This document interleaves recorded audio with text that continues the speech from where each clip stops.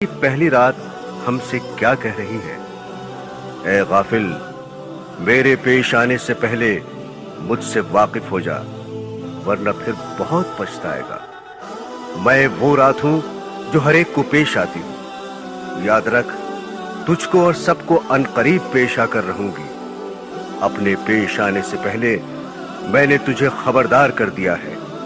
میں خاک کے نیچے سخت اندھیری رات ہوں، لہذا روشنی کا سامان اور اعمال صالح کا چراغ لے کر آنا۔ 5 وقتہ نماز، نماز تہجد، قرآن مجید کی تلاوت، اللہ اور اس کے رسول صلی اللہ علیہ وسلم کی پوری فرما برداری کرنے اور اپنے نفس کی مخالفت کرنے سے میرے اندر چراغ روشن ہوگا۔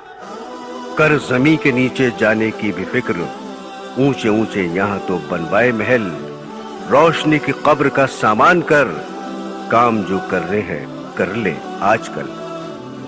حضرات گرامی، حضور نبی کریم صلی اللہ علیہ وسلم نے ارشاد فرمایا کہ قبر پر کوئی دن ایسا نہیں گزرتا جس دن وہ یہ اعلان نہیں کرتی کہ اے آدم کے بیٹے، تو مجھے بھول گیا۔ میں تنگی و تنہائی کا گھر ہوں، میں کیڑوں کا گھر ہوں، میں وحشت کا گھر ہوں۔ آپ نے یہ بھی فرمایا کہ جب مردے کو دفن کر دیتے ہیں تو قبر سے آواز آتی ہے کہ اے شخص، تو کتنا غافل اور بے فکر تھا کہ تو میرے سینے کو ساری عمر بڑی بے دردی سے رونتا رہا، حالانکہ تو یہ جانتا تھا کہ تیری آخری منزل میں ہوں اور میرے اندر کیڑوں کی پناہ گاہیں ہیں۔ میں رنج و تکلیف کی جگہ ہوں، میں وہ ہیبت ناک مقام ہوں جہاں صرف اندھیرا ہی اندھیرا ہے۔ لیکن افسوس کہ تو نے کبھی نہ سوچا اور ساری عمر غفلت میں برباد کر دی۔ لہٰذا اب بھی جاگ جا، ذرا خواب غفلت سے ہوشیار ہو، نہ غافل ہو، اتنا خبردار ہو۔ میرے دینی بہنوں اور بھائیوں، ہم اپنی بدعمالیوں کی وجہ سے اپنی اصل اور آخری منزل کو بھول گئے۔ ہم اپنے دنیا میں آنے کا منشا و مقصد بھول گئے۔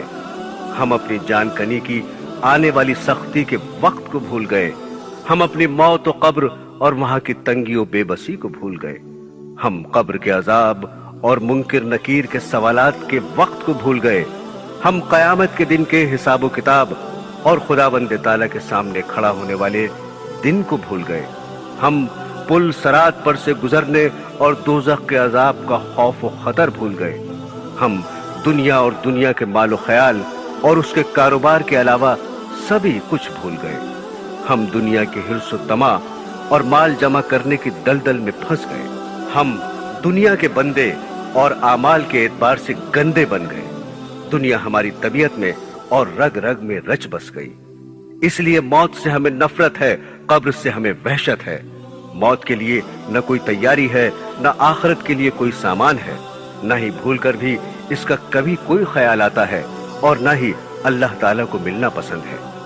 وہ شخص جو رنگ رلیوں اور عیش و عشرت میں پڑا ہوا خدا تعالیٰ کی یاد اور اپنے آخری انجام سے غافل ہے، کبھی اپنے عزیز و رشتہ دار اور دوست یار کی موت کا نقشہ یاد کر کے سوچے کہ وہ کس طرح مرے، اور پھر کس طرح سے ان کے جنازے کو چارپائی پر لے جا کر مٹی کے نیچے دبا دیا گیا۔